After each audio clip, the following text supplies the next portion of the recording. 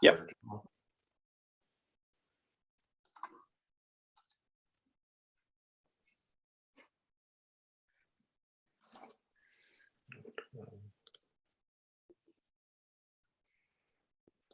Okay, we have a few attendees coming in. Yeah. Give it 1 more minute.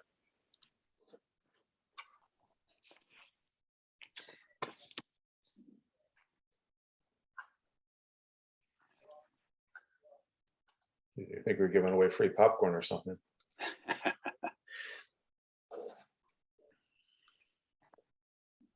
Oh, I see Katie. I'll promote Katie.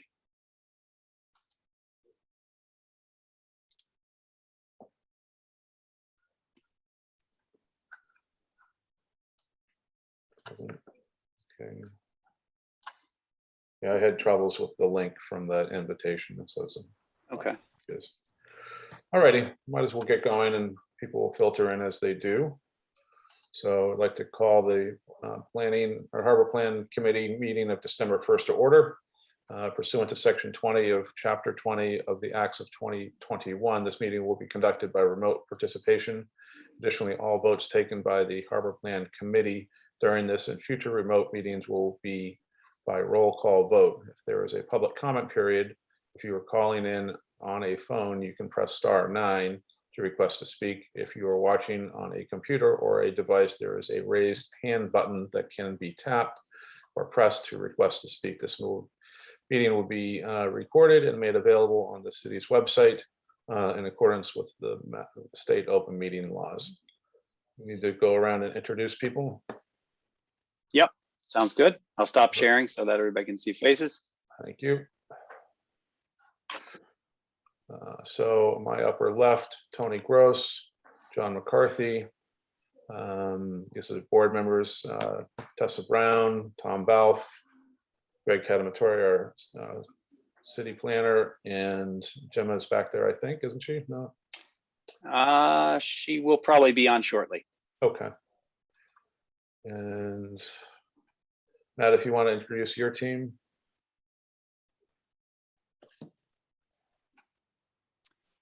Yes, we have Teskina Tureen, project manager, Zoe Mueller, planner, and we're also joined by Kevin Hively, economic development consultant. And I forgot to mention Katie, I'm sorry, and Jill Cahill, our community development director, has joined us as well. Okay. I think the floor is yours, Matt. I think Teskina is going to share a Okay. presentation. Yeah, just Kick us before, off. yeah, just before we get into the main content for today, which is discussing the economic strategy framework, we wanted to use a little bit of time to debrief the public meeting with you all. We know it was a couple of weeks ago and had the break since. It was a pretty successful process given the amount of number of people that we had in a digital meeting, but we were curious to hear from you how you thought the process went, what you thought were some of the successful methods, how you thought the breakout rooms went, and any suggestions for improving moving forward.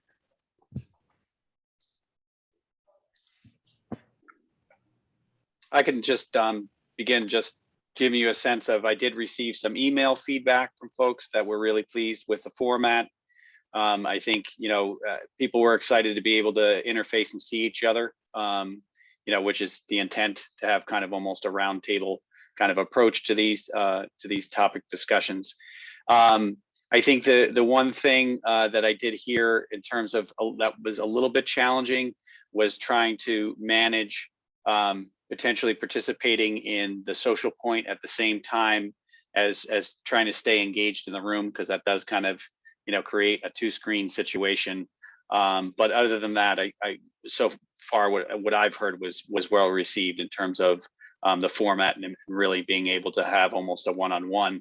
The groups were, I think, of a manageable size, and I think we held at 90 plus, I think, for the whole meeting, with about 150 that initially RSVP'd. So that's my take. Thank you, Greg. Tony, why don't we start with you? You say start with me? Yeah, just your feedback on the, Oh, I wonderful. I wasn't there. well, I mean, you can offer, you reviewed the. I reviewed it. Yeah, that day I was on a surgical table, but anyway, I did review. I thought it was a very good presentation. Went through that this morning. I did have the halfway through, I discovered the speed button and had the advantage of doing it at 1 1/4 times, so that was helpful. Mhm. But no, I was really impressed with the presentation. Wished I could have witnessed the breakout groups, but reading the notes, you know, a lot of topics got covered, but they were pretty much the same stuff that we've been talking about for a while. And I think that was the purpose of this, was to find out what people's concerns was. So I think it did its job as far as that goes. So, and the amount of attendees, I thought that's a pretty good number to shoot that high, to get almost 100. So I think we should be pretty pleased with it. Thanks. Thank you, John.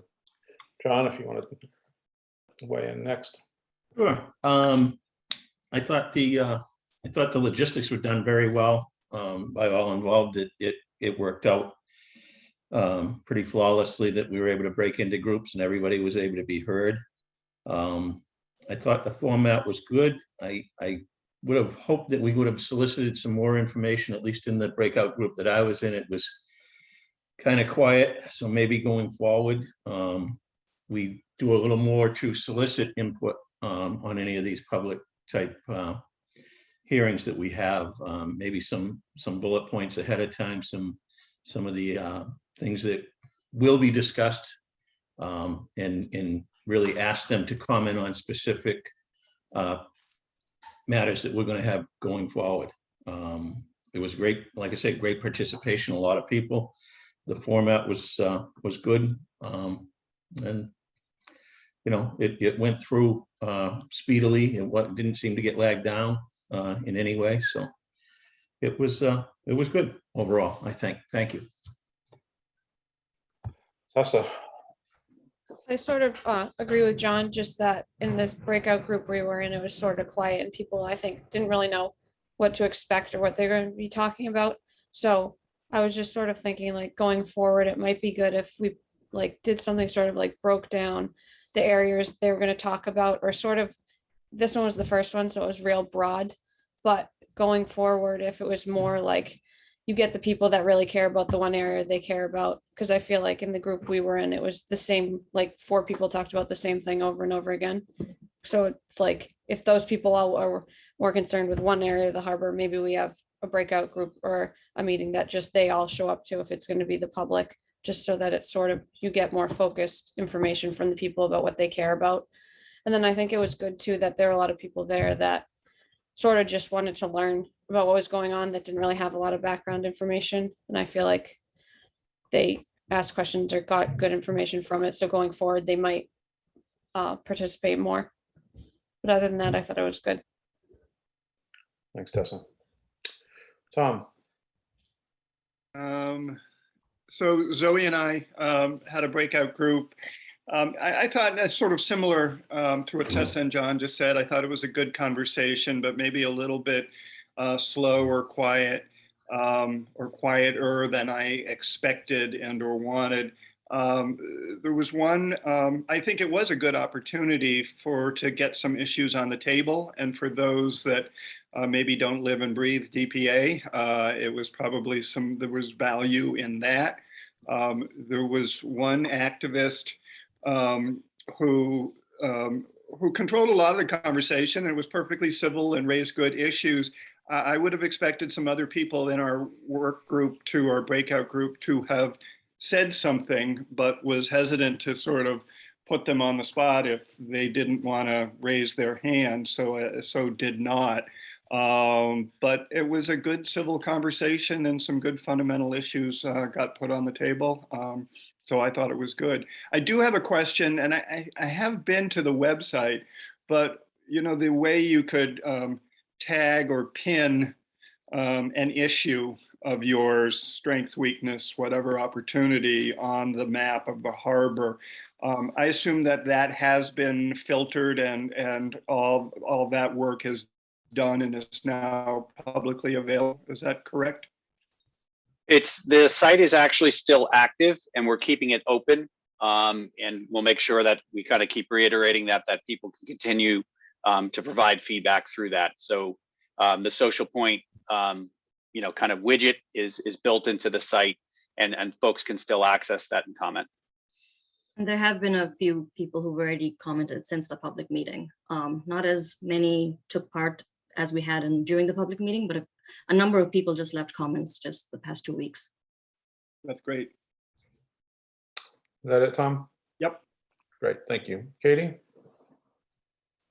Yeah, I don't have a lot of additional comments to add. I agree it was quieter than I expected. I don't know if that's because folks were hesitant to bring something up. They were unfamiliar with the process and they maybe felt intimidated about talking about something they didn't know a whole lot about. So I wondered, to Tessa's point, a little more, I don't know if I think that people who were interested in one thing should necessarily be put in a separate room, because then they don't get cross-pollinating ideas about other areas, but a little more, I wonder how we could provide a little more education on the process and how what our process looks like and how the issues are going to be addressed and what that could mean for them.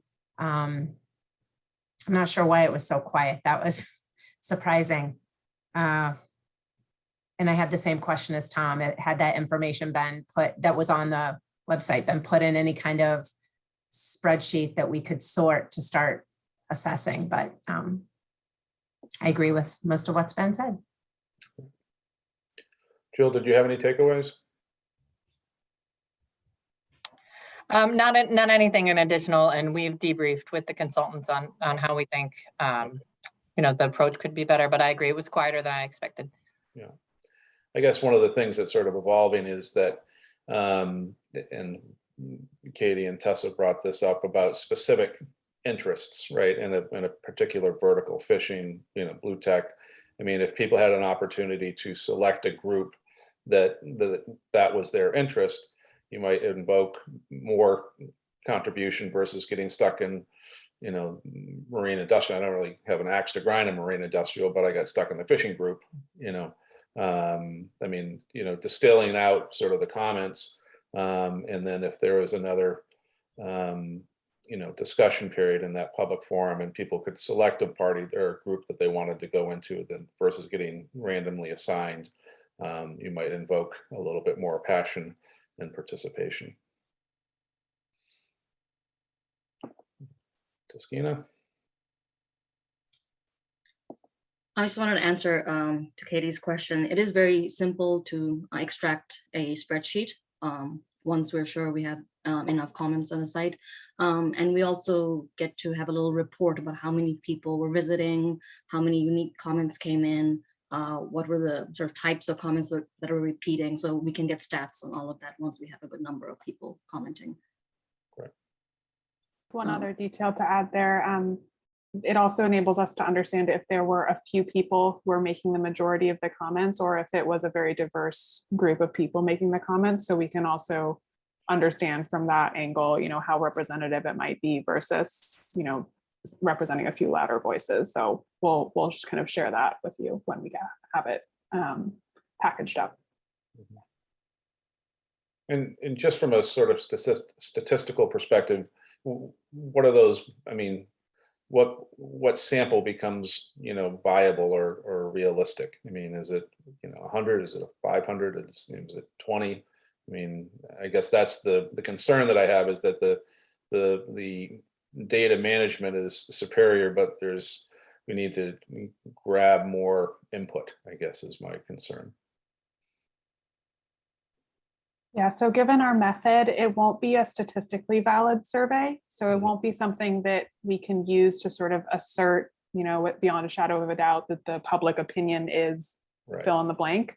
Right. But it'll give us the opportunity to sort of take the temperature broadly. It shouldn't stand on its own. It should be something that we use kind of in concert with our public meeting input that we hear from and sort of all of our other engagement throughout the process. But it does sort of give us a starting point for some of those questions and, you know, some themes that are continuing to come up. But yes, it's certainly, to your point, it won't be something that we can use to sort of prove that one issue is more important than another, or vice versa. I think it's important. I think it's important to understand that context, right? My advice for how we approach this, because the issue you bring up is a very good one, and it usually comes up in every engagement process that we work on for these.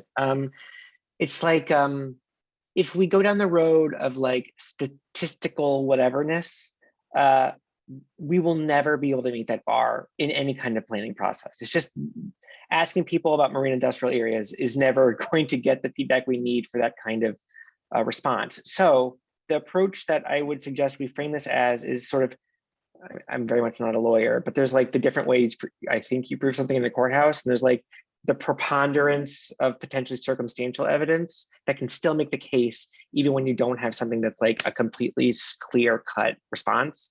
And I think that approach is really what we're vying for here. This survey plus all the things that Zoe is saying, as long as we consistently hear similar kinds of things across many of those avenues, I think that's really the best that we could be hoping for through a public process like this. And I think that's okay to assert that that's the best that we can do, because, you know, it's not we're not putting this in a journal, you know. Right, exactly. So next steps, Taskina. Yeah, if there are no other. I'm sorry, Taskina, I just want one quick comment about the public meeting before we move on. I agree with all the observations, but I think it's a natural, the sort of imbalance, if you will, between those who came with a very specific agenda and then everyone else who is either there just for informational purposes or didn't have a strong opinion about something specific. I think that's a natural kind of byproduct of a first meeting where the agenda is completely wide open. I think in subsequent meetings, we will be bringing much more to the table for people to react to. So I just want to point that out. It's a kind of, it's not an unfamiliar sort of outcome where when we're being deliberately sort of open-ended about our ask, that we're not getting a lot of heated, you know, opinions from most of the people. But again, we can obviously, moving forward, the next time we meet, we'll have something on the table for people to react to, something more specific. Great, thank you, Matt. If there are no other comments, then I will share my screen, make sure we have ample time to get to the presentation and discussion for today. Can everyone see my screen? Yes. Okay, I'll hand it over to Matthew now. Okay, do you want to go to the agenda? Yes. So we've debriefed. We want to just, you've seen some of these slides before. We want to very quickly go over this this framework that we're using for the economic development piece of this plan, which aligns with the Blue Economy report on purpose.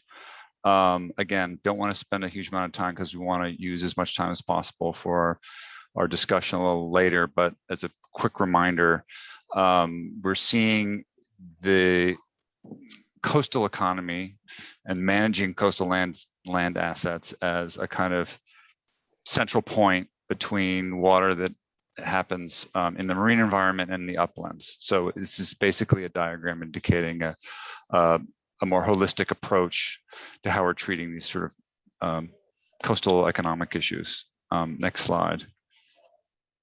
And then each of these sort of parts of the transect, as we call it, it's a way for us to begin to categorize what kinds of activities happen where, and then we can begin to discuss how they connect or don't connect within our broader economic framework. And we'll be talking a lot more about individual items that are on this list today. Next slide. You've seen our sort of flow chart here. We're at layer one, talking a little bit about economic trends. Again, an important reminder is that this gets filtered through other topics, infrastructural issues, resiliency. We filter that through a series of sub areas which may have unique circumstances or issues. And then again, the reminder that our sort of ultimate goal here is two parts. So there's a regulatory plan, which includes zoning and the DPA in Chapter 91 and our approach there, but also a kind of related and coordinated but separate piece, which is identifying specific economic development initiatives that complement but may in some cases stand alone. Next slide. And a quick reminder, these are the sort of basic areas that we've chosen, the sub areas, as a way to tackle this. We're not completely bound to this, but this seemed a logical way to subdivide some of our thinking about these issues based on similar characteristics within each relative to lot size, economic activity, and other sort of land use characteristics. This may in fact become a structure for the harbor plan itself. That would be logical. We don't need to hem ourselves in too much, but it's a useful way to sort what we're doing. Okay, starting with foundational trends and influences. As I mentioned, we're down here at the economic trends.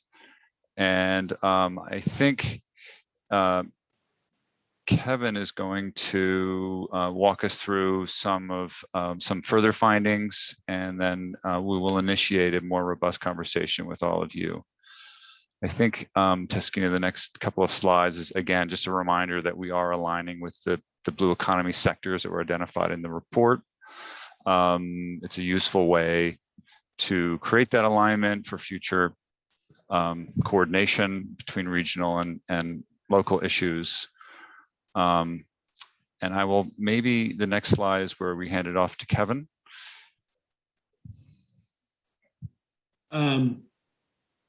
Thanks, Matthew. I'm in a hotel room again, obvious, as always, it feels like when we do these meetings. So I'm gonna have my camera off, but I can turn it on if we need to quickly. So basically, the sectors that are in play for Gloucester in our perspective is living resources, obviously, coastal tourism, obviously, probably not applicable for a variety of reasons. It's kind of offshore mineral activity.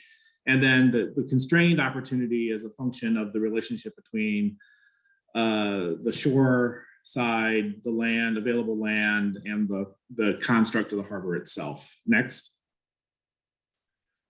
And then some of these, like the blue tech R&D sector, are cross-cutting across all of these different pieces. Next. Just as enough, so you've seen these numbers. I had a conversation with a couple of members of the committee going through some questions that they had, and then had a conversation with Katie, and the numbers are higher than what you did. We made some adjustments in the fishing and fleet services areas to more closely reflect some of the findings that were done in the blue economy study, and we made some adjustments there. Those are available in the footnotes. Just as an FYI, the seafood and the fishing fleet services are part of the living resources area for, they more or less correspond to living resources sector of the blue economy study. Next. So I'm just really quickly, you guys have had this in advance, so this hasn't changed. You know, we have areas that are clearly growth. There are some emerging areas such as carbon sequestration using biological techniques that are kind of up and coming and being researched in the New England area. So these are all areas of growth. Next. And again, just how the distribution works across the land. I'm not going to go into this. You guys can see this because we really want to get to the kind of your thoughts about some things. Next. And again, what you can do in different places. This is kind of how this is aligned. You know, the role, there is a role for uplands potentially for some of these things. You know, the coastal land, because it is The coastal zone, because it is a finite resources, needs to be thoughtfully managed. And then obviously, if you can't get to the marine environment, then you really can't do much of this work at all. Next. And then same thing here. There's there's a parcel size issue. We have a memo that was generated by somebody who has a lot of deep knowledge about the offshore wind industry and what they're looking for. And there's some issues with parcel size, but there are some opportunities. Cargo is the same issue, and ship and boat building is obviously something that can take place. The question is it practical? And I mean specifically ship and boat building, because obviously you do ship repair. Is it practical given the existing parcel sizes that are available? Next. And again, just how it translates into the Transect. Next. As you can see from the tourism, it is a very, as you remember, if you recall from the prior piece of work we did, it's very seasonal. There is a relationship between the harbor and the downtown in terms of visitors, and the Cape Ann, Boston area is one of the densest areas for recreational boating, and charter boats and party boat activity has doubled. So next. And again, just how it translates itself into the kind of this transect that we were talking about. Next. Blue tech, it's a growing industry. Gloucester already has some relationships and activities going on there, which you can see in this area right here about the startup CBIN and the Snotbot whale health monitoring drone, and some other things that are taking place. And to be honest, in Massachusetts, Gloucester is competing with the Cape Cod Bourne area for this type of activity. Next. And again, how it kind of translates itself. I think one of the interesting things that has to be thought about going forward, which we're going to get into as we get into some of the ideas and concepts, is how digital tech applies itself here. And by digital tech, which is different from electronic tech, digital tech, we mean specifically software, writing and coding, versus electronic, which involves chips and semiconductors and embedded programming. And how is that allowed? How is that allowed in the DPA as an accessory use? I think it's something that will need to be investigated, because clearly for a lot of this stuff, it is absolutely one of the key issues. Next. All right, let's go to the. So what we've done here is looked at the 2014 report and made some observations about what's happened or not happened, formed some questions, and then are proposing what I would call straw man ideas. These are not recommendations, what you're going to see. These are conversation starters, so that we're not starting from scratch and people pulling stuff out of the air. We've framed these out. We've given some examples so that they provide illustration, but I want to make clear to everybody on this in this meeting that these are not our recommendations. These are conversation starters around potential ideas of addressing some of these different issues. Next. So in 2014, there was the observation around marine biomaterials, and we had made a series of recommendations. There was a series of recommendations made about potential seaside campus, development of I-4C2, et cetera. One of the things that had changed since then is that, obviously the GMGI facility was constructed. Our understanding is that it is already reaching capacity. And so that is obviously something to be thought about. And our observation is that it's making that obviously electronics and marine tech are making some slow and steady progress. There is a footprint issue, and it's also a very talent-driven field. So we've constructed a series of ideas here.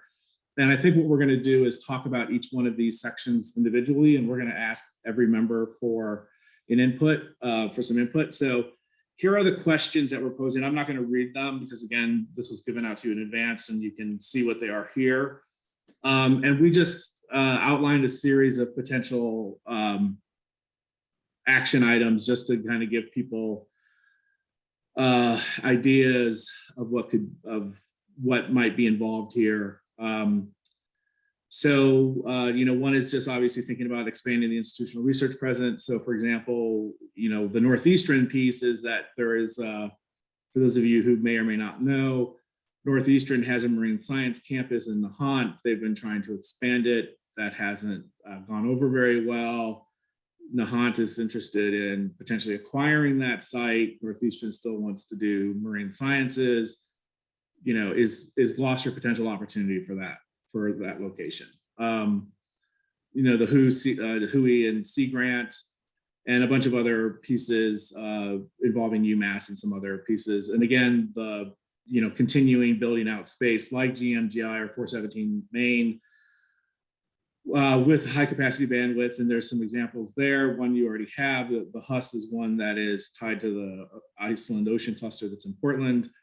And then marine construction and monitoring, you need deployment facilities, and the people that we talked to who are involved in the wind industry said that this could be a support facility. It's not likely to be a construction and launch facility. So those are ideas. Again, there are ideas out there to kind of spur conversation along. We have those questions here, these 4 questions. And I'm just, I've written everybody's name down. And so I'm just going to go from the top and just ask, John, do you thoughts about this sector, reactions, actions that you think Gloucester should be taking with regards to this? Any of these ideas you like, any of these ideas you don't like? It's kind of a free form. And Taskina, if you wouldn't mind, or Zoe, just kind of keeping track of time because we do have several topics to go through. So we have probably, 5 to 8 minutes or so per each one of these topics. Yep, I can get the timer going. Thanks. And John, thoughts? Kevin, if I could just stop you quickly. We have Tony Gross had raised his hand sort of halfway through your presentation. Oh, sorry, I didn't see it. Thank you, Tony. I can wait for my turn. Okay. I can wait for my turn. Fair enough. Okay, the floor is yours, Kevin. Well, Tony, you want to go first since you would be second, you're next on the list, so. Sure. My question wasn't really a question. It was just something that I spotted in the, where you were looking at on slide 21. You kind of blew through these slides rather rapidly, which was a little bit disconcerting, but so slide 21, you had ropeless technology as a possible technology. I don't know if you're familiar with how ropeless technology is being received by the industry here in Gloucester, but it is probably not one of the ones that you really want to have here highlighted. So yeah, anything like that you come across, you may want to just not grab a quote from a radio station and maybe just check with people on the ground here to see what we think of those technologies before you put them in. That was what I was raising my hand about that one. Okay. Because that technology is extremely dangerous to the city of Gloucester. Now to get back to the other slide, to the questions. So I went through these, and some of these examples, like you talk about GMGI, but it's a, that's a highly sophisticated workforce that we would have here. So while it's a great jewel to have on our harbor, it certainly doesn't address many of our needs to keep our citizens in jobs that will be a living wage and allow them to live here. In fact, it may do the opposite if we bring in more industry like that, where higher educated, higher wage people, housing goes up higher. It's a domino effect on that. And some of this other stuff I really didn't I didn't see a whole lot of correlation to how they would fit into us. So I'm a little lost on how to answer how these would fit in. I think we need to do a little bit more work. If, you know, and I was glad that you sort of, you know, took the offshore mineral and energy sources off the table to begin with. But I think also, as you know, any place that's, we're not going to be an operations and maintenance facility here if we're not, you know, part of the manufacturing. That'll all be, they'll keep all that in one place. And so I don't really, well, we can try for that stuff. I think we need to be a little bit more grounded in our expectations and our aspirations to try to get there. So anyway, those are my comments on this. Thanks. John? Yeah, I agree with what Tony said. In looking over these questions, the Nahant campus, college campus, I'm wondering if we can look into what we have existing, and that would be the UMass Marine Station down in Lanesville.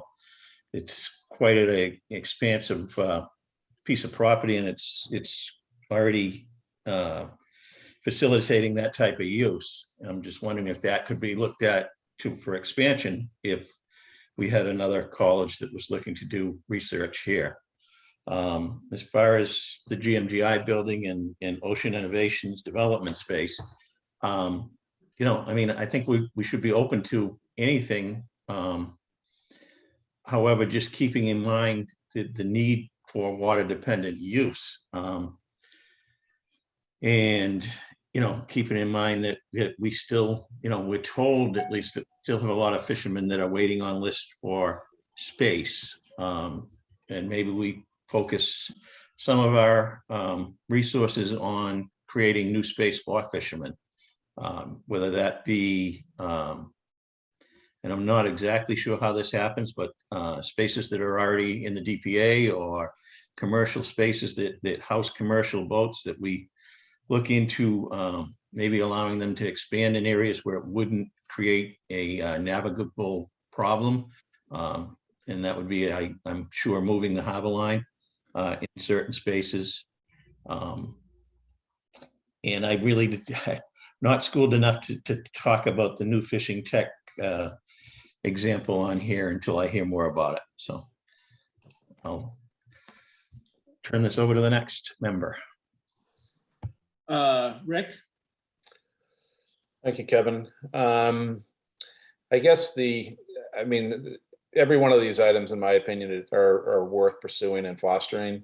My concern is that, you know, you attract a Northeastern, you attract, you know, another organization that wants a foot on the ground, and it then becomes a capacity issue, right? Yep.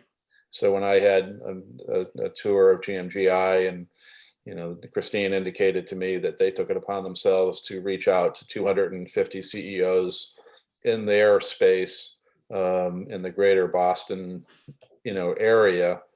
And of the 250, you know, why are we in Gloucester and why do we think Gloucester is great? 75 people, CEOs, responded in the affirmative and said, tell me more, right? And so I view this part of our exercise, the Blue Tech R&D thing, as a yes. You know, we need to pursue it, foster it, understand it, what makes sense. But the thing is, how do we deliver that, right? And so there's some famous property owners that always have had high vacancy rates around the harbor. You know, do they really, to John's point, do they really need to be, you know, right on a pier someplace, or, you know, is there a place to focus, you know, another cluster, you know, Lanesville opportunity? Certainly, I don't know how much, you know, square footage. You know, the Gigaloni boys have got a big swan net repair facility that's gigantic and doesn't have anything in it. So, you know, scratch the surface, these are great ideas, but yes, let's embrace them. But we also need to think about how we, you know, deploy a shovel ready space if somebody needs 5,000 square feet tomorrow. And that's my take on this part of presentation. Tessa? So I guess I agree with Tony and pretty much what everyone's been saying. I guess I sort of just have like a couple questions or whatever.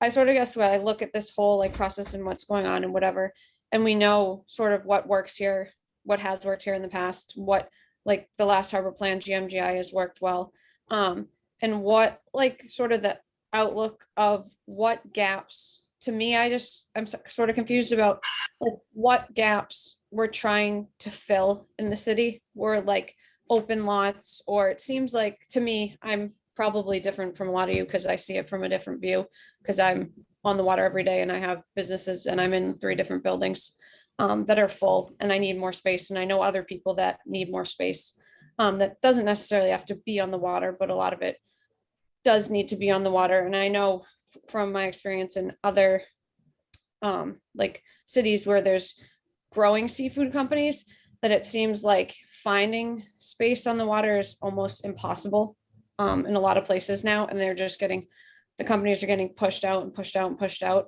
which is causing problems for a lot of people because you need waterfront access or the frontage. So like, I think it was Tony or someone was saying that looking at places, it might've been John in the DPA, that we could like put docks or put boats or put whatever.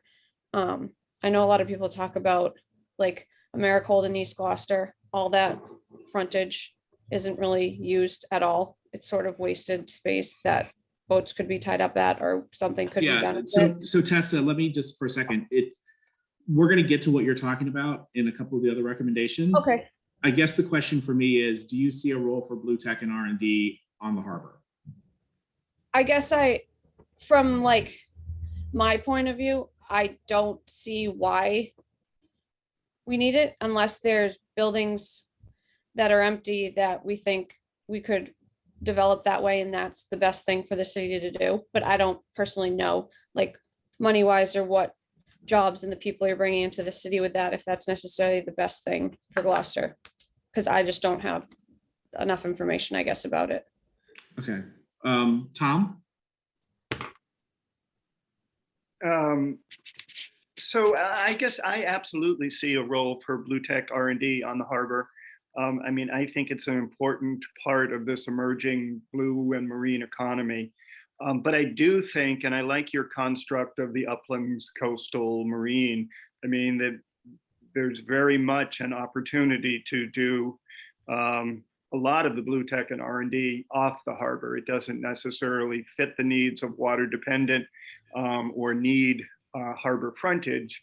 On the other hand, that sense of visibility, the development of a cluster and the integration with everybody else is really critical. And if it's put away up in Blackburn Industrial Park or Convalin Road Industrial Park somewhere else, you don't get that same feel. But I'm very supportive of more Blue Tech R&D on the harbor.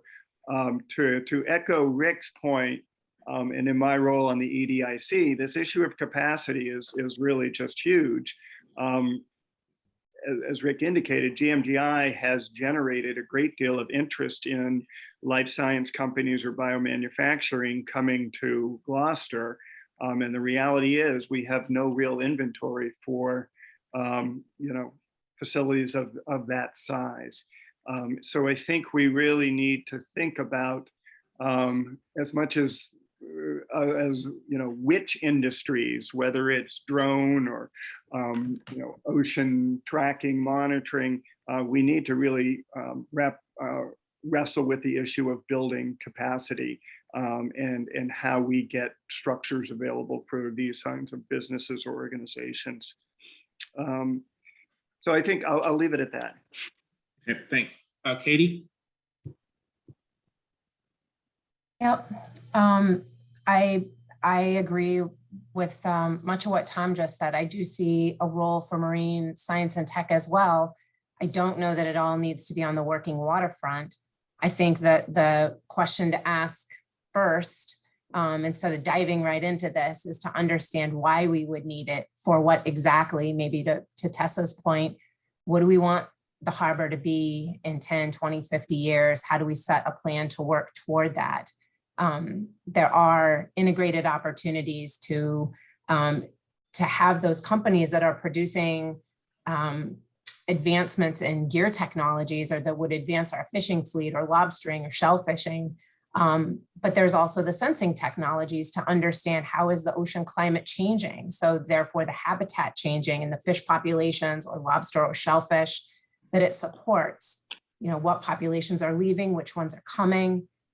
So I think that baseline marine science and technology under the water is important. And again, I do see a role. I think we just need to be really clear about what we're seeing and are these short-term opportunities, long-term, what does the long-term projection look like?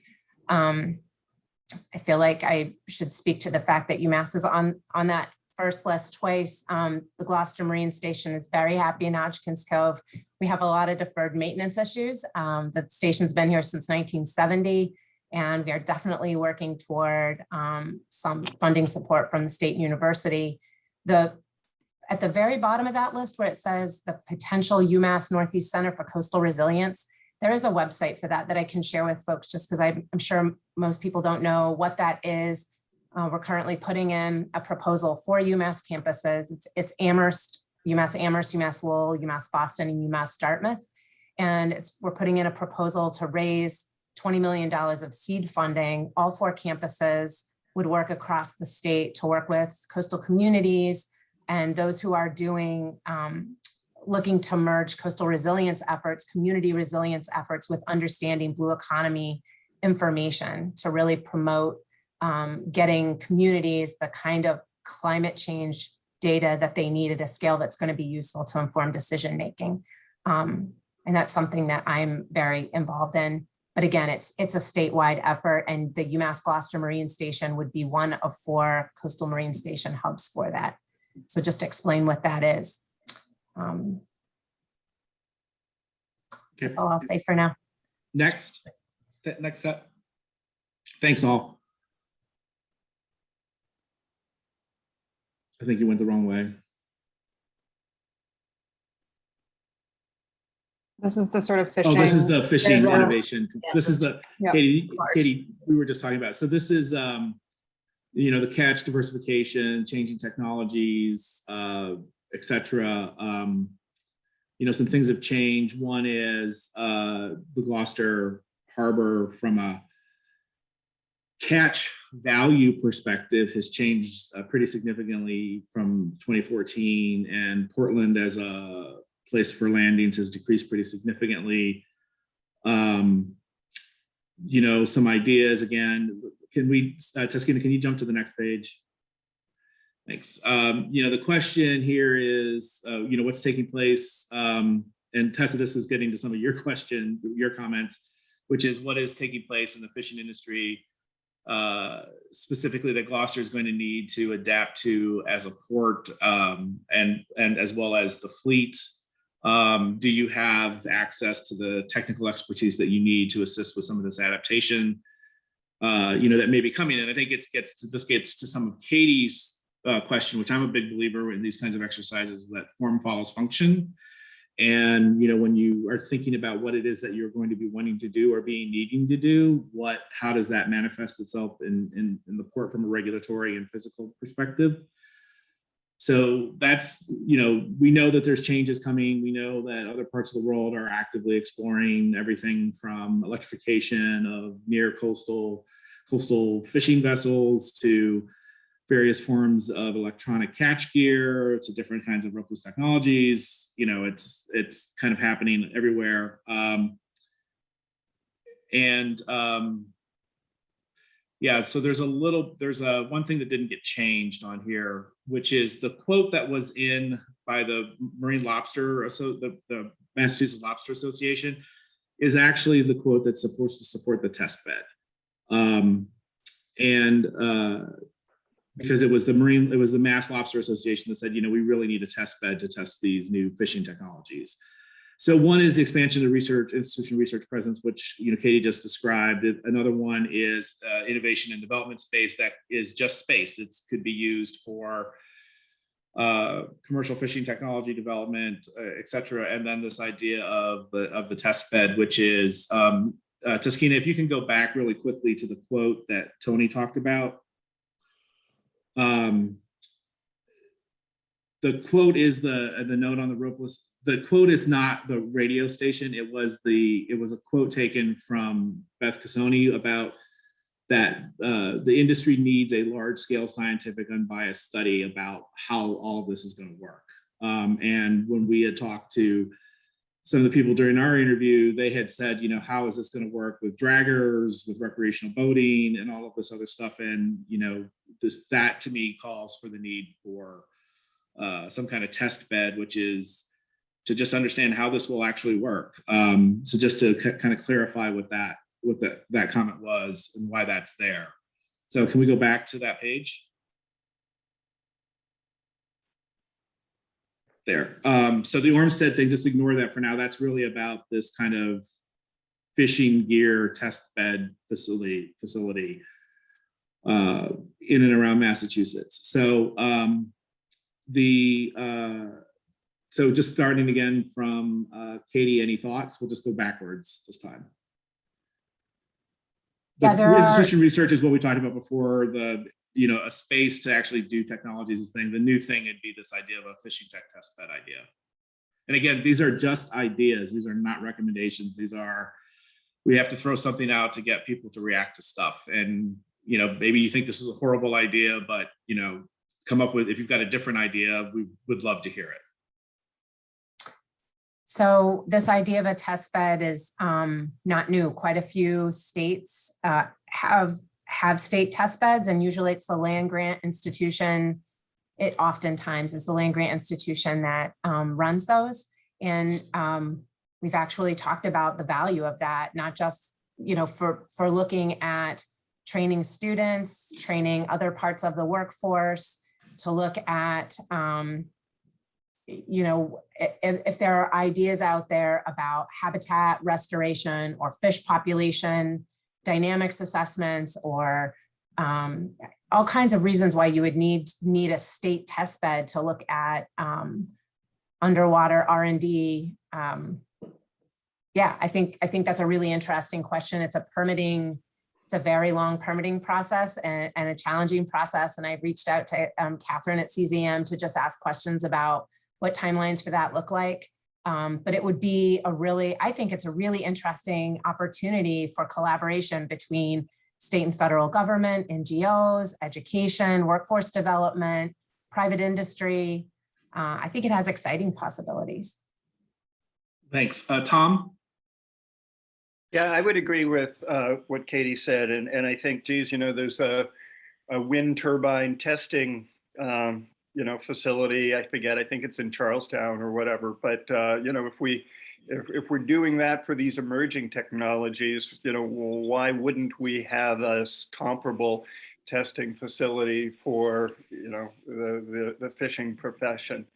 The other thing that I would simply add to this sort of initial ideas is, you know, many of these are sort of, it feels like sort of a brick and mortar, not necessarily, but, you know, is a new fleet. You know, I think Vito and I talked to you about the fact that the oldest, you know, the youngest boat, real fishing boat, groundfish boat, you know, dates to 1970.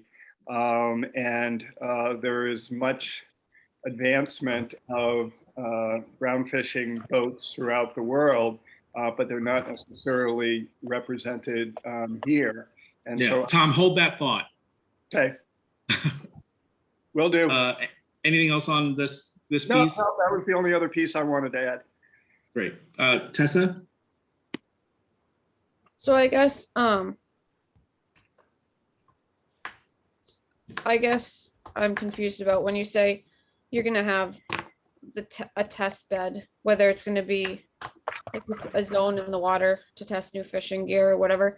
But I don't see how this is like feasible, or if you're testing something like lobster related or even groundfish related and you're testing it anywhere in state waters, it's pretty much pointless, because most of the fleet is making money and catching fish in federal waters that are offshore where the conditions are extreme times of the year. So to me, if you're testing technology anywhere in state waters within the 3 mile line, it's, to me, seems crazy because you're not getting real conditions of what you're testing. If you're testing something on land, they're creating, I don't know, I guess conditions of what it would be like, maybe, but it just seems, to me, it seems crazy that you're gonna go get permits and take up part of state waters that's already being fought over by everyone that's fishing to test something that I don't know, it just seems crazy to me. Okay. Rick? So again, in the, the advancement of technology, in our port, and I appreciate Tessa's candor. The reality of developing, a newer technology to do something bigger, faster, better, protect resources, in an already reasonably crowded, inshore fishery.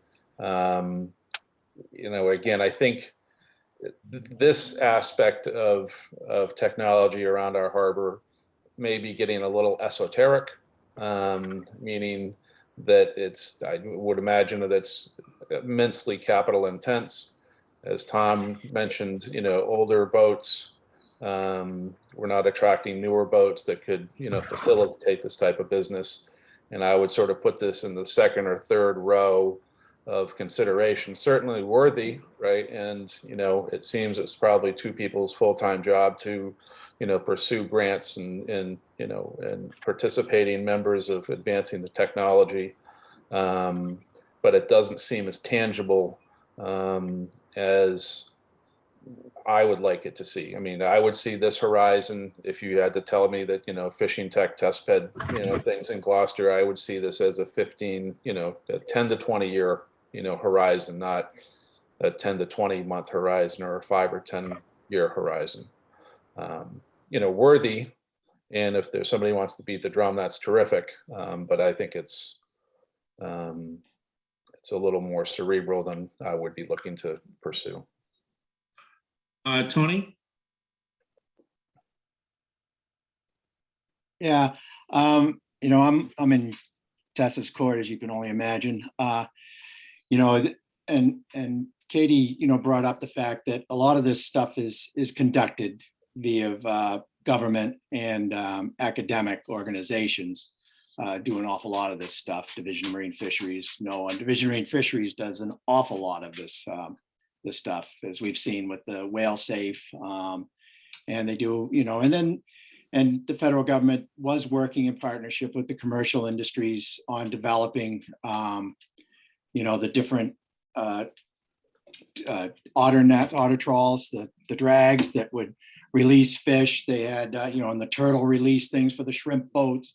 There was a lot of cooperative work that was done then that didn't really require any displacement of any of the existing industry or space, other than the fact that some of those boats were allowed to fish in areas that were already closed. So it didn't affect the industry overall.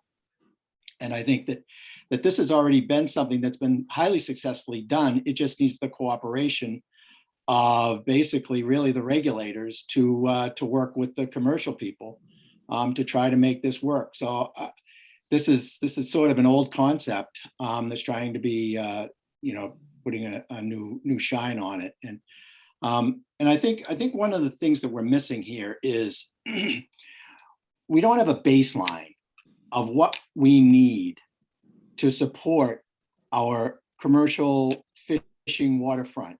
What is our baseline in capacity in Gloucester? Tess talks about, where she's an emerging entrepreneur here who's basically, has blossomed on the scene and has been very successful and is a model, and the Gigaloni boys, these are models of young people who are coming in here.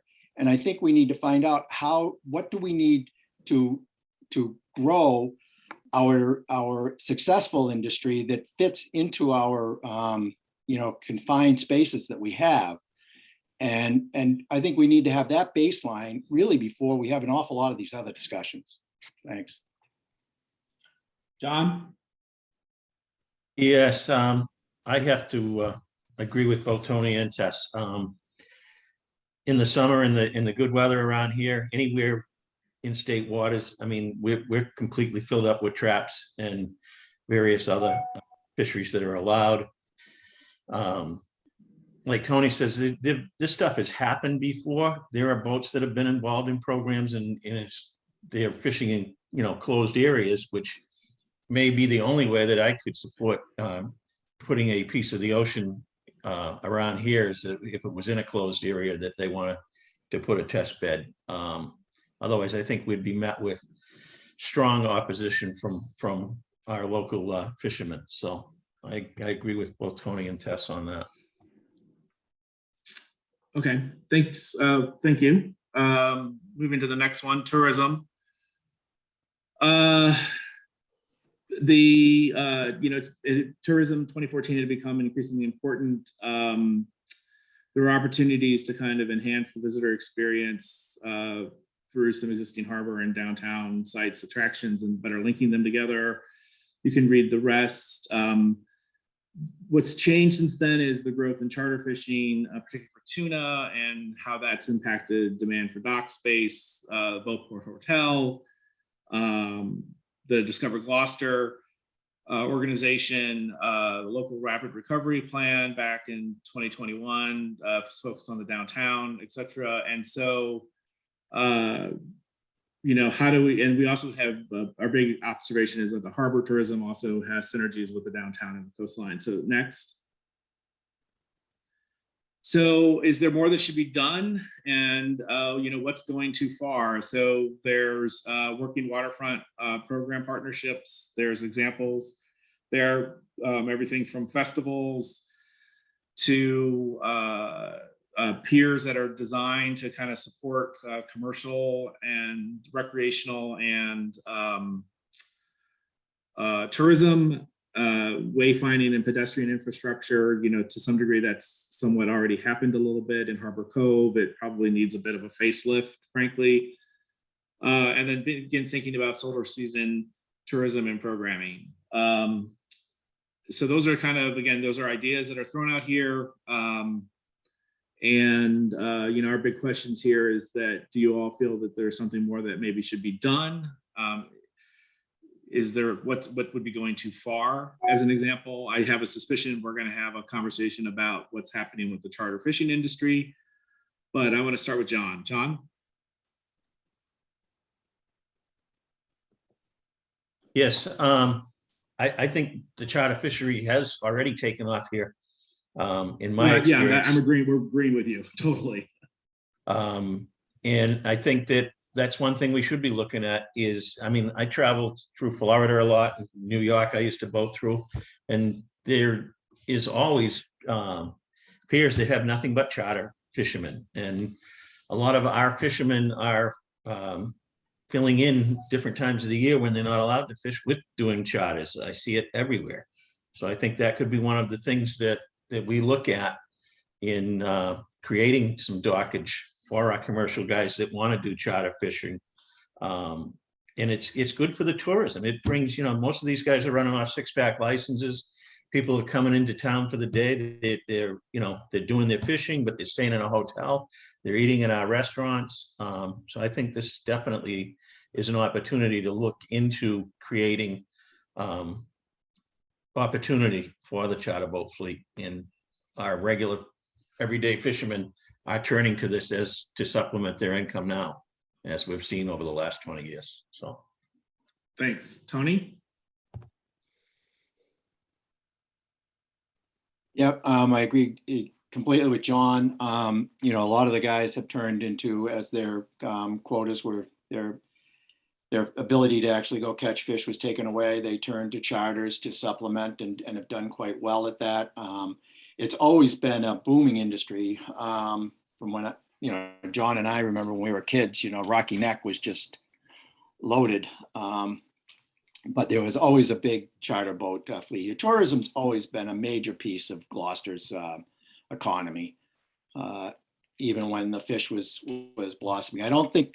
I think, you know, the discussions of trying to have tour groups go through fish plants is just a total non-starter. It's, you know, OSHA would go ballistic. It's really not a safe thing to do. You know, I think that possibly tying, you know, getting more direction towards the Heritage Center, the Maritime, Gloucester Maritime, which has all the information and stuff. And they also have a great pier. There's also Solomon Jacobs next door. There's the Harbor Master's office that has a lot of stuff. The big pier, people can walk out on that, look at our working harbor that way. We have an awful lot of access to our working harbor. I think I-4C2 needs to be looked at very closely as far as open space and enhancement for some of this activity to help, you know, work hand in glove with the commercial piece, with having the docks out front be all commercial as they are. And we've also worked pretty hard to bring in people by boat to Gloucester. Gloucester's been discovered. Discovered Gloucester, ironically, the name of the organization that has done an awful lot of the work on working with the Harbor Master's office and the city tourism. It has really brought an awful lot of people here via water. And I think that that's worked out quite well. We do have quite a few of our waterfront festivals in Gloucester. I don't know if we need more of those, but we do have quite a bit of that. It does get after Labor Day. I don't know if anybody who's worked on the water after Labor Day, it's sort of, that's the end of it. Everything gets a little chilly and uncomfortable after that. So I think that we definitely need to keep our eye on the ball on this, and we need to keep improving. And we need to keep finding ways to make it work hand in glove with our working waterfront. So that's. Thanks. Rick? Thank you, Kevin. I guess my view on tourism around the waterfront is about getting people here, right? I mean, so if you look at the tuna fishery, their charter, let's just say charter fishery, right? I mean, so I was in Costa Rica, went fishing with a guy that was from Florida, and whenever Wicked Tuna was on, every night that show was on TV, he and his buddies, I mean, these are adults, these aren't 14-year-old kids, were huddled around their thing watching Gloucester, right? I mean, the guy gave me a discount because I was from Gloucester, right? He was so enamored by our fishery. So anytime, you know, any kind of business can bring somebody from the outside and show, you know, we can show them our little harbor and they can have a great time. I think that's a positive thing. And so if that means, you know, more guys tied up along the, you know, the freezers so they can have more charter boats, then that seems like a no-brainer to me. You know, certainly the shoulder seasons, you know, we have in my little business, as soon as school opens, you know, everybody goes home from their summer houses and we see a noticeable drop off in business. So, you know, we've always talked about how do we figure out the shoulders, you know, is it film festivals? Is it, you know, different types of things that aren't, you know, harbor centric, but it's not bad here in the fall. Frankly, I like it because everybody's gone home and you can actually get across town. But the shoulder thing is something that, in my opinion, needs to be studied more. I think Tony's point about these, you know, sidewalk bazaars and the festivals, you know, you know, St. Peter's thing, I mean, that tends not to be, I mean, it's Gloucester centric because it's here, but it's, you know, people are selling balloons and streamers, right? That's nothing that's really germane to Gloucester. And, you know, so I've been to those places, Pier 38 in Honolulu, you know, the Fisherman's Wharf down in Santa Barbara, and, you know, it's neat, right? I mean, they have an amazing aquarium, but I don't think that's, like, you know, you're not going to take tour through Gorton's, right, to watch, you know, No. You know, people making gluten-free fish sticks, right? So I don't think we should spend a lot of time on that. But the other aspects, certainly. Tessa? I agree with pretty much everything that's been said before me. I think I sort of see the charter thing as being really big too. I have a lot of boats that I work with that charter on, like some of them charter in the mornings, then they go lobstering in the afternoon or vice versa. And I get a lot of the charter people that come here because they want us to ship lobsters back, or I've met a lot of the people that have done it, especially with tuna. And I think there's definitely more that could be done with linking sort of, a lot of them come here just because of Wicked Tuna or whatever. They don't really know a lot of what else is here. And then once they get here, they're really surprised and want to spend more time or whatever. And maybe linking like the charter guys with hotels in the shoulder season, because there are a lot in the spring that actually do come here more than you'd think. And just sort of expanding that would be something that would probably help all the local businesses, restaurants, whatever. I know there's been the last couple of years, they've really been into like bringing their catch to one of the restaurants and having them cook it for them, and just sort of expanding that thing would be worth it. And also if all the charter boats were sort of in a central location, I'm sure would help all those guys. Other than that, same with, I don't think we need more necessarily festivals, but maybe like there, you guys were saying about the Heritage Center and more information and just education, because a lot of the people that come here aren't truly educated on what's going on here. And I think it would be something that maybe we could look into and expand. That's pretty much it. Thanks. Tom? Yeah, I think I'm in general agreement with most of what's been said. Just a different angle on the charter. And I do think there's some regulatory issues that need to be looked at as it relates to the potential to displace active commercial fishermen. But you know, the more from a tourism lens, the more that we can connect people to the harbor and to the ocean, and have experiences that are core to that, I think is a great thing. And that, you know, the fact that the charter boats and folks with six-pack license do that for tourists or out-of-towners or even residents who've decided not to own a boat, and augment salaries is just a really good thing.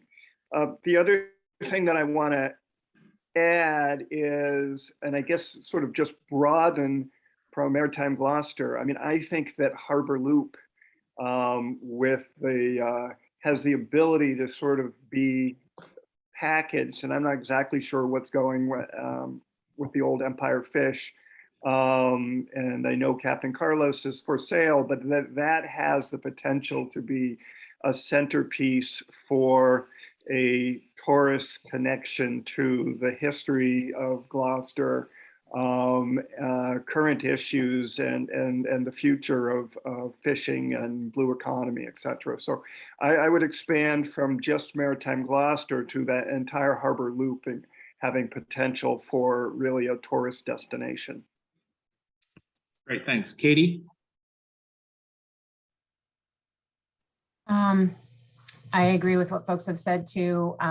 Definitely an opportunity to capitalize on the tourism and recreation sector. The North Shore Blue Economy report showed that tourism and coastal tourism and recreation makes up 87% of our regional economy. So that's not just Gloucester, but that's consistent along the Atlantic coast. It is important, I think, to note that those jobs aren't always living wage jobs, and people are having to stick a lot together to support a family. And so how can we help the jobs that are associated with all pieces of the working waterfront, even the restaurants who are or aren't serving local seafood. So what is the opportunity to work with more Gloucester restaurants to serve more local seafood? Is that something that could be a part of this? And then the piece about education that Tessa mentioned, I think is a great one. People come here to see what Gloucester is known for, to learn about the ocean, to see what we do. And Maritime Gloucester is doing an excellent job. But maybe to Tom's point, what else could we do? We'll let people see what's happening on the water, what we're known for, what we're good at, what the future of fishing might look like. And maybe that's not just for the tourists that come to Gloucester, but it could also attract some of the business or talent that the city is looking to attract to growing areas. I love the idea about cook your catch. I honestly didn't know any restaurants did that around here, because that's definitely a popular thing in other places. And I know people love that. I love that. So who does that? Gloucester know. House and Tano's. Yeah, and How's everyone Lobsterland both do it? and Lobsterland too. Yeah, those Oh, three. they do? Okay, thanks. You just gotta be able to catch something, that's all. Let's go to the next one. Okay, so the next one is about capturing more value from fishing. Again, you can see what the discussion was around 2014. So what's changed is that obviously, there was the launch of Gloucester Fresh, but there is issues around how deep it's been able to penetrate into the regional market. And obviously there are some businesses along the harbor who do versions of the 100% fish. Everything from fertilizer to chitin to a bunch of other things. So one of the issues, and it's something that we've had discussions with some of the people on the harbor committee about, is and this gets into some of the tricky relationships between margin, unpredictability of volume, the needs of the capital needs. This is a capital intensive business, particularly to modernize it and update it. And so, what would that look like next? So on this, again, the two big questions is there a way for Gloucester to extract more profit out of its catch by capturing more pieces out of the value chain, or the whole fish approach? And are there opportunities to potentially rationalize some needed investments that can reduce some of the risk and maybe concentrate some capital more effectively? So just the two examples, again, the 100% fish strategy is the New England Ocean Cluster, which has a presence in both Portland and in New Bedford. It's built off of the Iceland model. And then just examples, another example would be forming some kind of vertically integrated seafood co-op that, performed a lot of these activities, particularly for some of the smaller boats and wholesalers, et cetera. And whether, again, these are just ideas, but if, at the end of the day, to drive more investment, you're going to have to figure out how to get more value, and capturing more value requires capital. So why don't we start with John? Yeah, I know we have worked on that over the years. I know we do have a fertilizer company in Gloucester. Right. Myself and Tony, probably the only two that go way back to when we had the dehyde down on the fish pier, and that didn't go over too big for years here with the smell of it. But yeah, it's always something that we should be looking into, expanding on the seafood co-op, or maybe even combining, like where they have for 6 months a year or 5 months a year, they have the farmers market, something on the idea of a seafood market to help market right from our wharfs to the public. And I know we have storefronts and so on, but maybe something that could at least complement the farmers market in the type of seafood that we offer. It's all good. I mean, anything we can do in to raise the price that our guys are getting for fish, utilizing 100% of the fish, it's all good stuff. And, I think it's very well worth looking at. Tony? Yeah, John, don't forget LePage's, the glue company that used all fish products for their, instead of horse hooves. So yeah, Gloucester, when I was a kid, there was no waste. It was 100% used. Everything was used, and we've got environmental and aesthetic reasons, a lot of this stuff has gone away because the processing of it creates certain undesirable byproducts as far as odor and some of the waste stream too that needs to be treated. So that's why, they're no longer concentrated in urban areas. And so that's one of the obstacles for us to do it. Now, there's, the bait issue. So if we can, use a lot of our, we used to use a lot of the fish for bait, but a lot of guys prefer different things because they do actually fish better. So somebody's not going to handicap themselves by using an inferior bait product. So that's an issue there. But this is something that definitely requires some serious, and this is where technology could come through in where the problems that we had with the dehyde as far as the odors went. But a lot of our stuff also became food, chicken food, livestock food. A lot of the waste product went into that, and I think that we need to look at that again. I think that the Gloucester Fresh project is very admirable, but it's quite small scale, and its impact is somewhat minimal if we're going to try to expand and sell hundreds of thousands of pounds of fish. I think we need to sort of work with, Congress has an awful lot of money in the, and I forget, the salt and stall, I think that's what it's called, and which is supposed to be used for advertising and research. And I think that we need to, rather than vilify wild caught seafood, we need to have them start promoting the merits of it and the health benefits of it. We certainly have an ample amount of it still here that's been very closely regulated and carefully, monitored to make sure that we will become sustainable.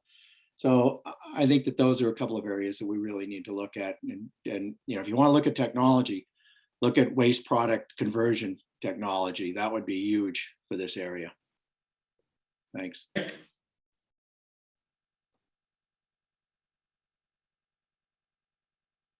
Rick? Thanks, Kevin. I guess the thing that I get stuck on in this context is the unpredictability of supply, and how much real value added processing is getting done right now. Good Harbor Filet is no longer, Whole Foods is no longer, guys down the fort have sort of merged into one. So in my account, I'd just say two value-added processors in Gloucester are no more, right? Bill Stride's brand new facility and the industrial park is now making coffee. In my 30 seconds to the drive-through with Gorton's employees, they move tens of thousands of pounds of fish a day through their facility, 100 million pounds a year.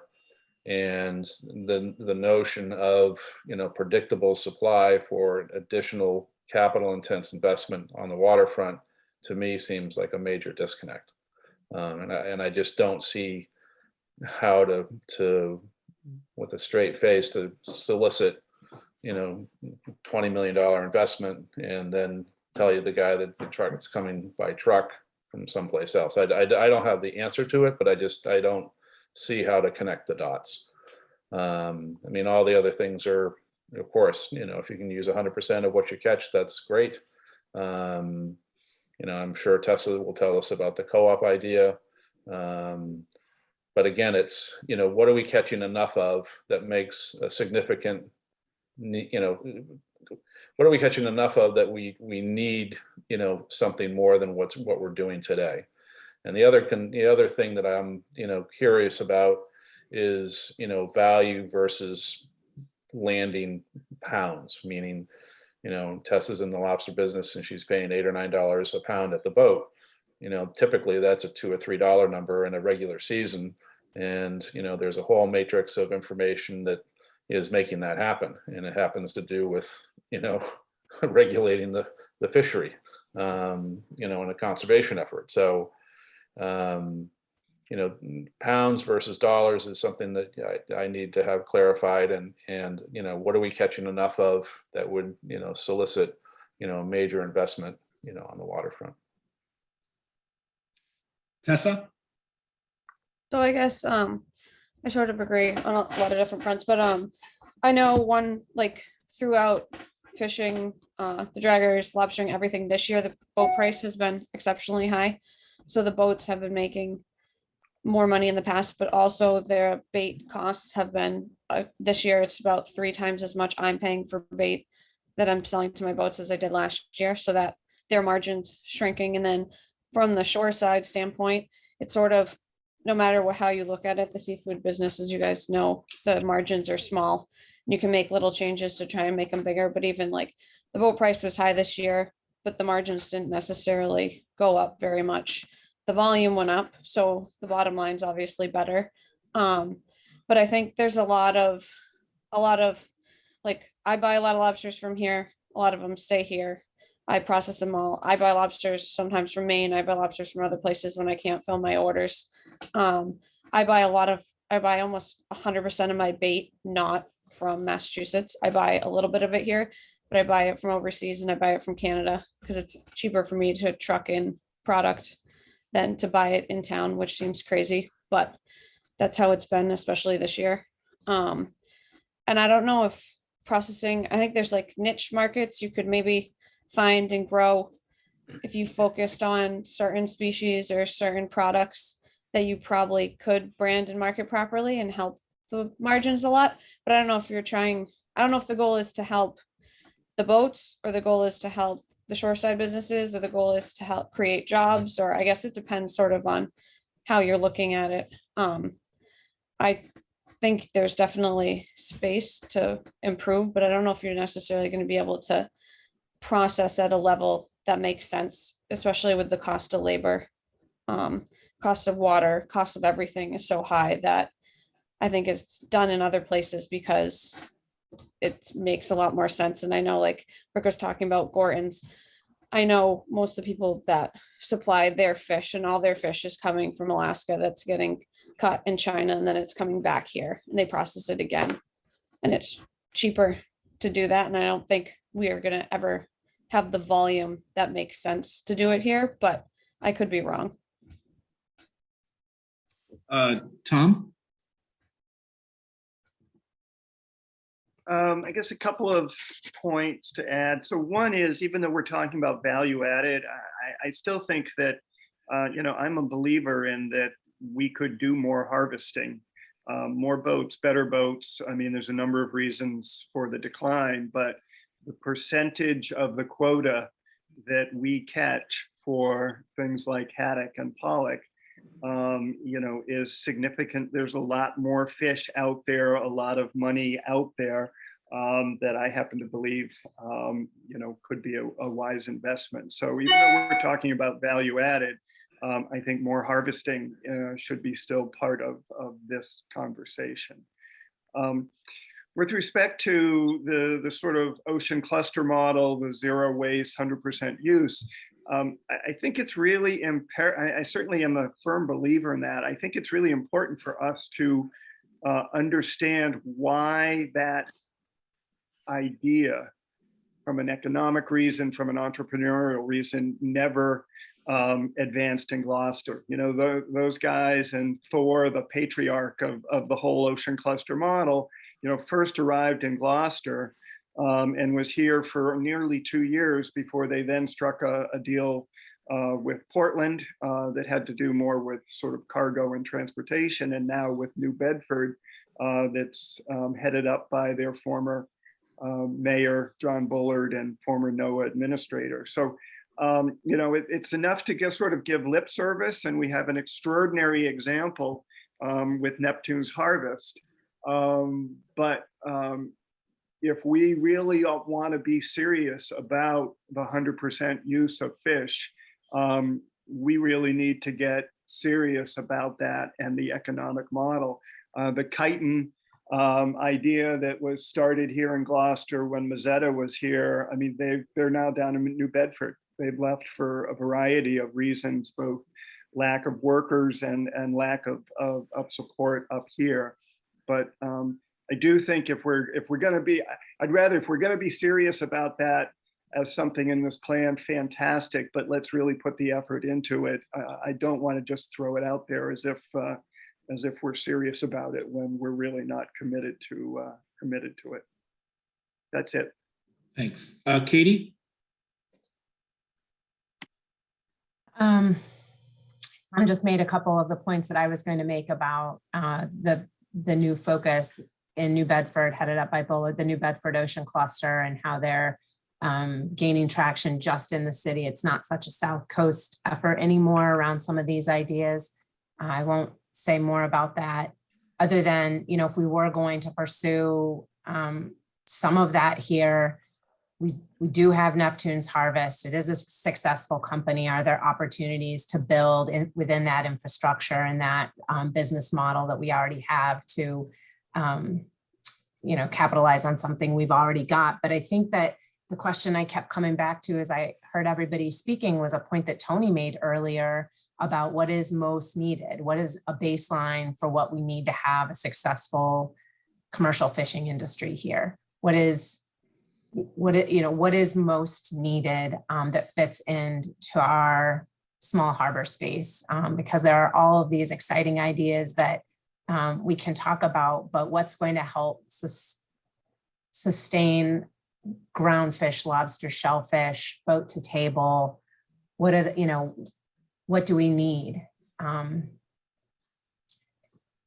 those are the questions that I keep asking, because all of these ideas are exciting, but I'd like to hear more of the foundation piece discussed. Okay. Hey, Kevin, before we move Yeah. on, and/or Greg, I just got a text from Vito that he's on the phone and would like to sort of raise his hand or make a statement, but he's not sure how to do that. Is he the 978 number? 815? Yeah, that's right. Yep. Area code 978, starting then 815-7470. Yeah, he's unmuted now. I just got the text too. Awesome. Thanks for that, Craig. I got the *9. Now I know how to do it. But I just wanted to, I thought it was a good time to chime in when we're talking about, you know, Katie asking the great question, what do we need to do? And from a commercial roundfish perspective, that part of the fishery, what we've lost is harvesting capacity while there's still a lot of opportunity to harvest. Tom had alluded to a very under harvest of the pollock, redfish, and haddock quotas, namely. We're down to a handful of boats, and that handful of vessels that are harvesting are landing record amounts of tonnage as far as pounds of fish.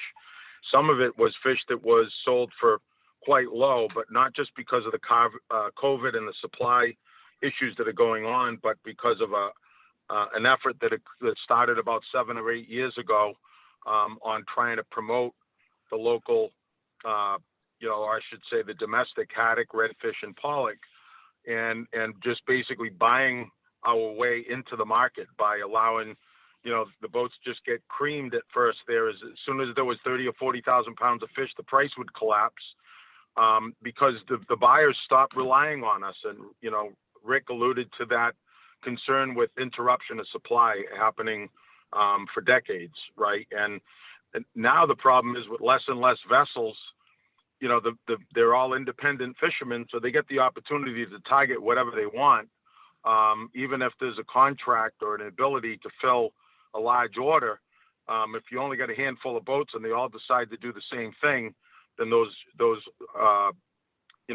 contracts would be difficult to fill.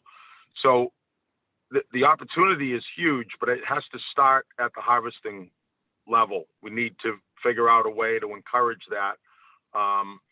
And that's going to be germane to the tourist issue, the tourism issue.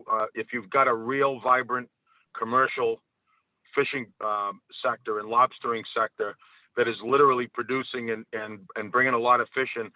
You know, the cluster is a great idea, but I just want to add also that this fishery, at least groundfish, is going to, I think, in the very near future, end up at a full retention groundfish fishery, because it's going to be it's basically being forced that way with the electronic monitoring and the electronic reporting that's coming in at 100% in the very near future.